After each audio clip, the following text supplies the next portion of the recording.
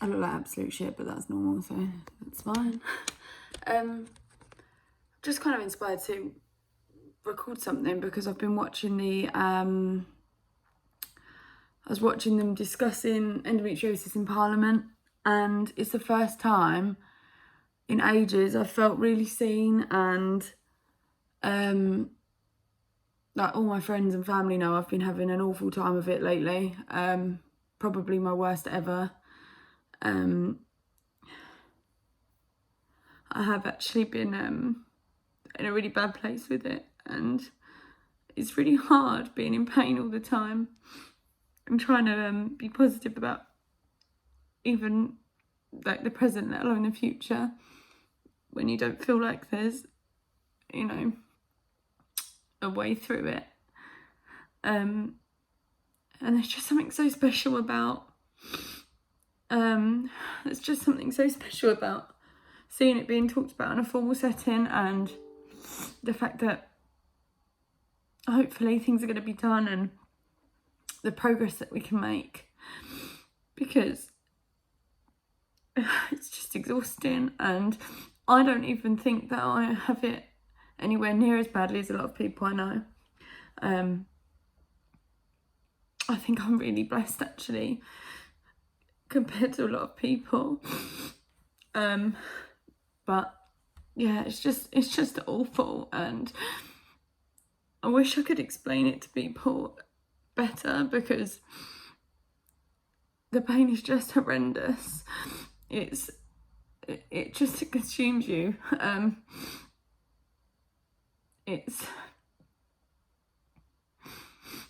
It's all day, every day. Because even when it took me a long time to realise that even when when I say I'm not in pain, so what I would consider a good day, it took me a really long time to realise that I am still in pain on those days. I have like constant backache, I have leg ache, I have the normal pain, I have bleeding, I have no idea when my period should be or what it should look like. It's just been such a long time since I felt like there was a chance.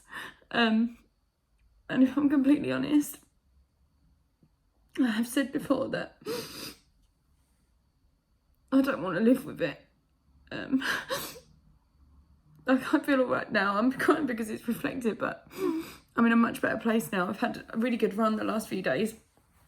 I mean, I did have to lay down at lunchtime, but like compared to normal, I've had a really good run. I feel really good. I had a really bad stretch for about a month, and I'd got myself into a really bad place. And I mean, you know, along with it, I'm not kind of blaming it on myself, but I, along with that, was making really bad choices. Like, I know foods trigger me and make me worse, and where I was always in pain anyway, I was making bad choices, and it's just a vicious cycle, and I was feeling horrendous. Basically haven't moved my body in a month. Literally just essential moving, like going from like to and from places. I'm very, very blessed that my company is really understanding, and I can be quite flexible with my time, especially being a teacher. That's just unheard of. So I'm really, really lucky with that. But I really don't know what I'm talking about. I'm just waffling on, but I was just hoping that, I don't know. I don't even know if I'm going to put this anywhere. But if anyone was feeling the same,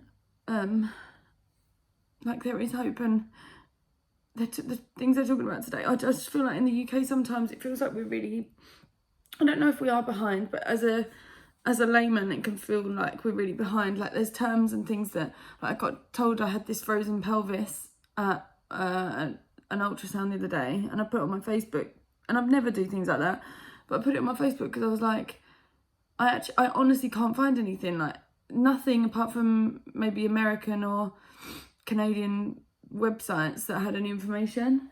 Like there's just nothing in the UK, and it might be just that the term isn't commonly used. I think that actually is what it came down to, is that actually it's just considered stage 4 endometriosis in the UK. But I don't know, and even that stuff's really vague, and I've known I've had this for 10 years, and I'm still like confused so much of the time about what's going on. But yeah, I really don't know what the goal of this was. I hope no one else feels as bad as I felt with it. Not physically, but like how defeated I've been. I don't feel like that now. I feel like I've had just a few days and sleeping, like just a few days of sleeping well.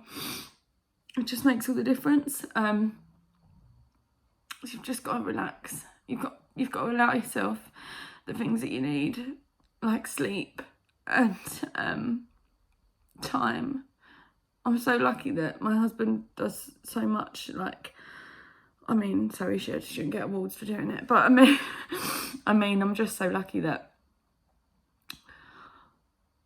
my life can really bend to having this, and I just feel so sorry for people that can't do that, because it's just been awful. It's just been awful. But there's progress happening every day, and hopefully we get the funding. It's still live. I lost the live stream, so I started doing this, and now I'm going to be behind on everything, but I'll go back and watch it all. But I just hope everyone's okay, and I'm always here if anyone wants to talk about anything, obviously, like chronic pain or anything, but especially with endo. But yeah, I wouldn't wish the low bits on anyone, and I know we all feel them, but we're so lucky. We're so lucky to have, even I've got a few friends with endo, and I'm just so lucky to have, I wouldn't wish it on anyone, but I feel blessed to have people in my life that understand. So if anyone needs that person, I can be them. But look after yourselves. Bye.